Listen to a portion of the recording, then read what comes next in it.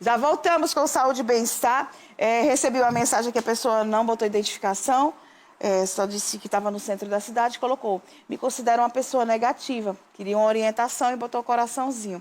É difícil a pessoa se entender, ou então se assumir. Eu sou uma pessoa negativa, eu penso muito negativo, eu ando sempre muito para baixo, astral lá embaixo, não estou alegre. Para ela se identificar é mais difícil? É sempre difícil, mas, resumidamente, os nossos sofrimentos eles têm a ver com nossa interpretação do mundo, as nossas dificuldades intrapessoais e interpessoais. Nesse caso, é uma dificuldade intrapessoal, né? Ela é uma pessoa negativa. Só que você pode alterar essa negatividade, em grande parte, dependendo do seu estilo de vida. Há pessoas que, pelo estilo de vida que possuem, elas se tornam negativas. Então, você vai ter que ter um estilo de vida saudável para a sua mente. Por exemplo, você vai se dedicar à prática de um esporte, a um trabalho voluntário, a ter um hobby, a ter uma vida espiritualizada. Enfim, você vai adquirir habilidades e hábitos positivos que vão construir uma mentalidade mais positiva. Está perguntando aqui também já essa questão, como trabalhar isso do pensamento negativo. Fico triste comigo mesmo, por às vezes desistir até de fazer alguma coisa por achar que não vai dar certo, porque o sofrimento antecipado, né? A mente fica doente, doutor? Com certeza sim. Aí você tem que ser avaliado nesse caso. Porque imagine, você pode, por seu estilo de vida, por exemplo, como eu falei anteriormente, ter problemas como esse na sua saúde mental. Mas isso pode significar também um adoecimento. Por exemplo, uma doença muito comum é a depressão de humor, onde você fica desmotivado, desinteressado, sem prazer em viver, acha que a vida não tem mais sentido. E isso pode levar a sintomas como esse. Nesses casos, você pode se submeter a algum tratamento. O tratamento, resumidamente, se divide em 3 partes. Em mudanças positivas no estilo de vida, psicoterapia e, às vezes, também tomar medicação para o humor deprimido, por exemplo. Então, dependendo da intensidade do problema. Se é um problema leve, você faz só mudanças positivas no estilo de vida. Mas se o problema é de moderado a intenso, você pode fazer, além das mudanças positivas no estilo de vida, também a psicoterapia e o tratamento medicamentoso.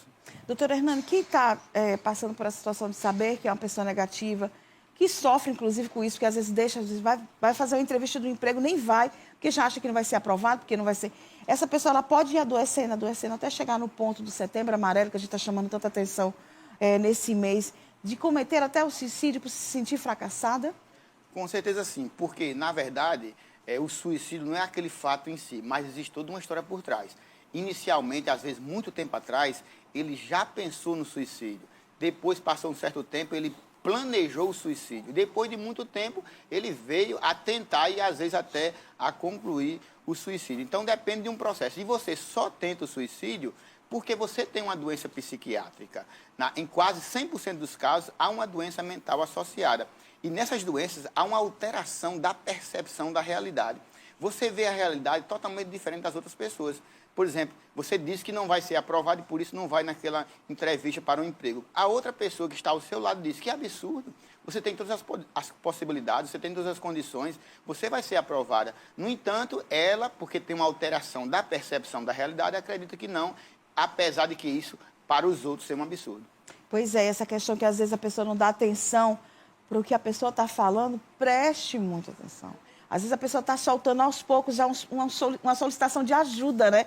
Não, eu não vou para aquilo, eu não vou conseguir, eu sou muito negativa e não quero. E não é porque ela está fazendo drama, pode botar a ilustração, boy. Ela não está fazendo drama, não é a questão de querer chamar a atenção, ou porque não existe Deus dentro dela. Não, não é nada disso. É porque a pessoa está com um problema mental, ela não está de bem com o lado emocional dela, né? É como a gente diz, uma alteração da percepção da realidade. Ela não vê o mundo como os outros veem, ela vê totalmente alterada. Por exemplo, ela acha que não há solução, que o sofrimento dela não tem fim, que aquilo não pode ser resolvido nunca, de nenhuma forma, ninguém vai ajudá-la. E então, ela pensando dessa forma errônea, ela tenta ou, às vezes, até consegue o suicídio. Então, você estar atento a isso e dar a importância devida pode fazer com que a pessoa melhore. Você vai escutar a pessoa sem julgamentos, sem críticas, sem condenações, e só essa escuta pode fazer com que ela deixe de pensar em suicídio. O Valni Alves está aqui conosco, ele está no Alto São Manuel, ele disse que perdeu um amigo, né, em relação ao suicídio, depois que perdeu o emprego, era uma empresa muito grande, e não foi só ele que foi demitido, olha que interessante, assim. foi uma massa que foi demitido, mas ele não estava preparado para a demissão. E aí ele ficou depois, tentou outro emprego, não conseguiu, e aquilo foi tomando conta e encontraram ele cometeu suicídio. Essa questão de estar preparado para situações difíceis na vida é muito complicado. Eu fico pensando nos jovens. Nesse caso, é uma fragilidade emocional. A pessoa não está preparada para esse evento, por exemplo, o Não estava desemprego. esperando, né? Mas isso faz parte de um processo. O fundamento é que o motivo não é a perda do emprego. Este é um dos motivos. Na verdade, as questões que levam ao suicídio são multifatoriais. São questões biológicas, psicológicas, sociais, culturais, espirituais, profissionais e por aí vai. Então, se junta um conjunto de fatores durante um certo tempo e isso pode terminar no suicídio. Então, é importante que alguém tivesse visto antes que ele já não estava bem, porque existia todo um processo em curso. Não foi exatamente Só o emprego, desemprego. né? Porque, na verdade, veja, outros mais ficaram desempregados nessa mesma hora. E por que os outros não cometeram suicídio? Porque os outros tinham outras formas de lidar com isso. Eles estavam emocionalmente mais preparados. Então, você tem que escutar a pessoa em detalhes para conhecer melhor e saber toda a problemática. Às vezes, por exemplo, ele tem uma doença crônica, como teve um AVC, ou tem AIDS, ou ele tem um grande problema nos relacionamentos, ou ele usa droga e por aí vai. Então, quando se junta vários fatores, é que geralmente termina em suicídio. Porque um fator isolado nunca é o suficiente para cometer um suicídio. Doutora Hernani, quando a pessoa fica pensando, por exemplo, o amigo que perdeu esse amigo, ele disse que já tem um tempo, tem mais de 6 anos, mas ele sempre está pensando na morte desse amigo. A pessoa que pensa muito, eu perdi um amigo, suicídio, vem sempre, também tem que se preocupar em relação a ter sempre esse pensamento de não superar a morte do amigo que cometeu suicídio?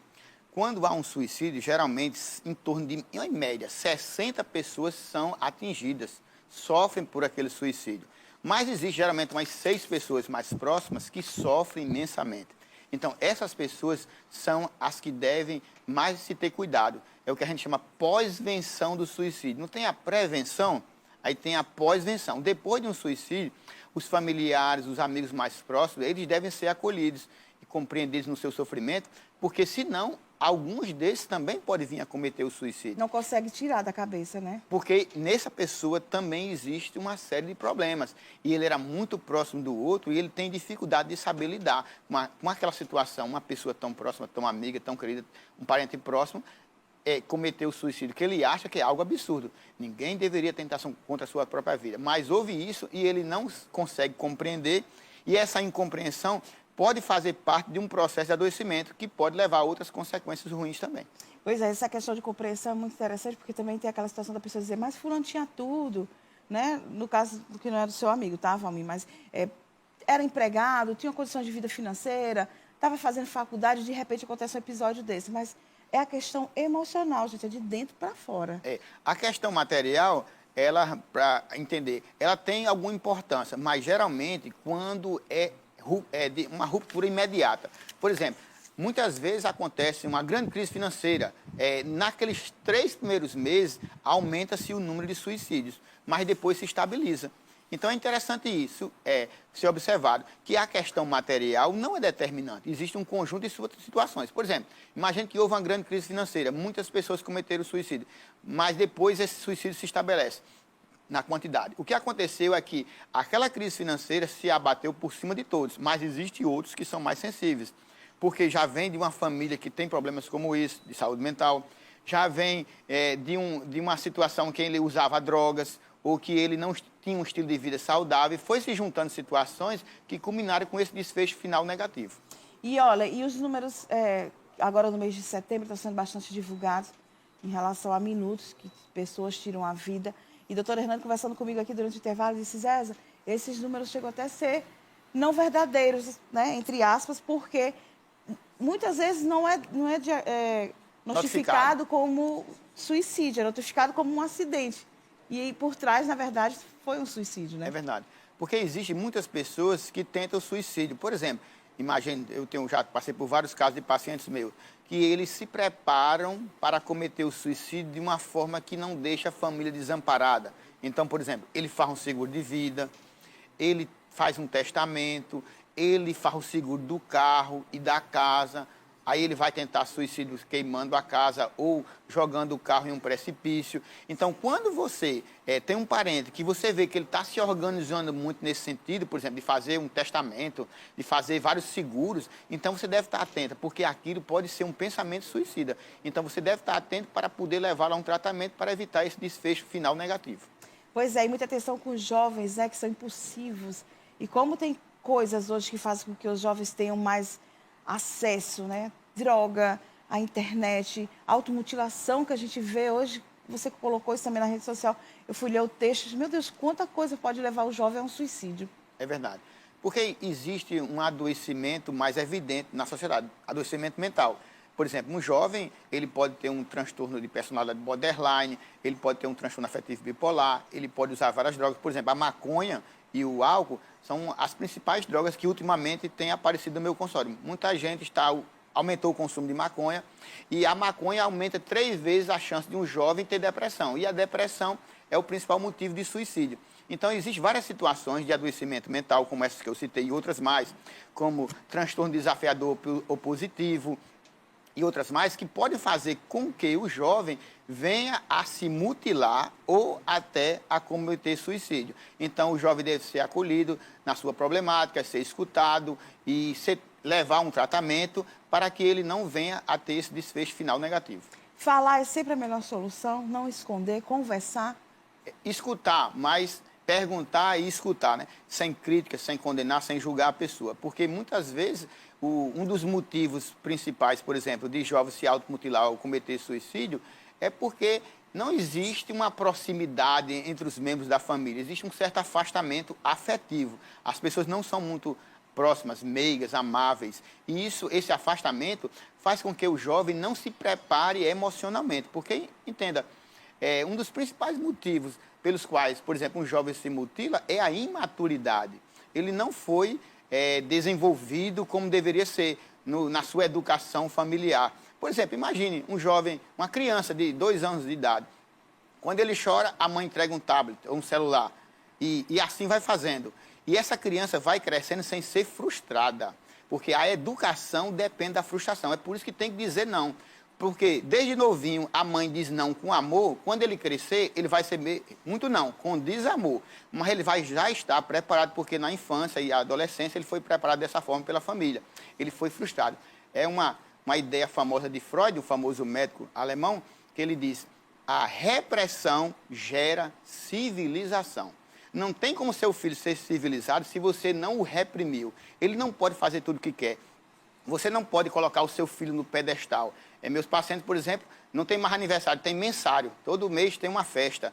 E a mãe diz que ela é uma princesa, que ela é tudo, e diz que é linda, é perfeita. Mas essa criança, quando ela sai para o ambiente extradoméstico, o real, né? O real, ele vai encontrar pessoas que vão xingá-lo, que vão fazer bullying, que vão dizer que ela não é bonita, que ela não é importante. E ela nunca foi preparada para isso. Então, a frustração faz parte da educação familiar. Então, a mãe e o pai devem estar atentos para saber dar uma educação que fortaleça a saúde mental do jovem. Obrigada demais pela sua vinda hoje aqui no programa. Espero que na próxima semana a gente possa se reencontrar de novo, dependendo da sua agenda. Enquanto você está por aqui, já sei que tem uma agenda também bem fechadinha, participando de congressos em outros estados, mas é muito importante a gente, nesse mês, trazer informações como essa, por exemplo, de orientar essas crianças a viverem de uma forma mais realista. Claro que a gente tem que trazer o conforto para os nossos filhos, tem que trazer o melhor que a gente sempre quer. Qual é o pai que não quer as coisas boas para o filho? Aí diz assim, fulano criou o filho tão bem, deu sempre tudo, e quando chegou agora, aconteceu que o filho cometeu suicídio. Por que isso aconteceu? Será que teve tudo mesmo, né? É um processo que deve ser interrompido. Obrigada, viu? Obrigado. Uma excelente semana. Vou rapidinho para o intervalo. No retorno, eu estou com o doutor Haroldo Duarte. Hoje é o dia do urologista. Parabéns, você que é profissional aí dessa área, que cuida da saúde do homem e da mulher também, tá? O urologista cuida da gente também. Vou para o intervalo e volto já.